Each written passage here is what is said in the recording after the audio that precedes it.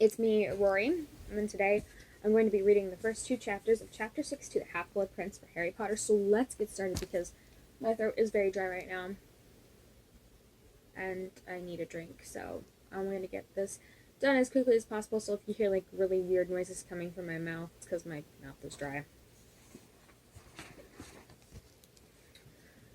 So, we're reading Chapter 6, as you may already know, and the chapter is called Draco's Detour. So, yeah, let's get started. Harry remained within the confines of the Burrows' garden over the next few weeks. He spent most of his days playing two-a-side Quidditch in the Weasleys' orchard, he and Hermione against Ron and Ginny.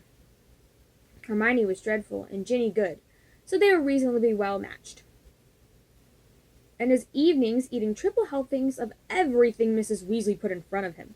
It would have been a happy, peaceful holiday had it not been for the stories of disappearances, odd accidents, even deaths now appearing almost daily in the Prophet.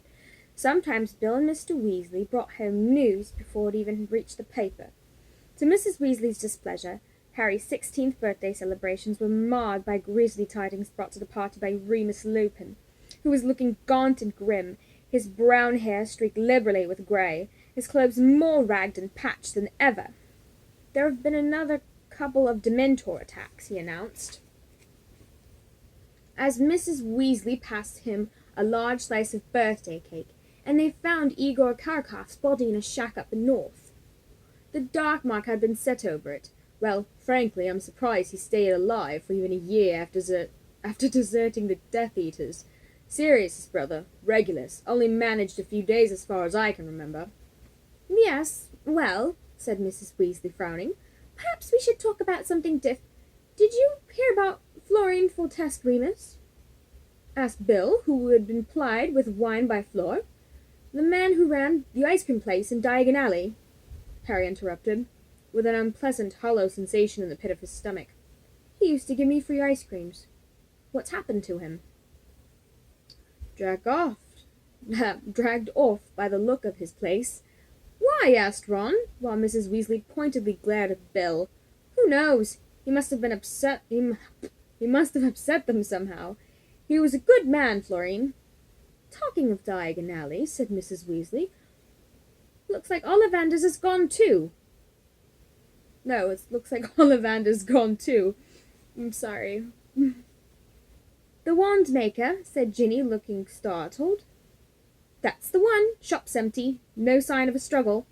No one knows whether he left voluntarily or was kidnapped. But wands! What'll people do for wands? They'll make do with other makers, said Lupin. But Ollivander was the best, and if the other side have got him, it's not so good for us. The day after this gloomy birthday tea, their letters and book lists arrived from Hogwarts. Harry's included a surprise. He had been made Quidditch captain.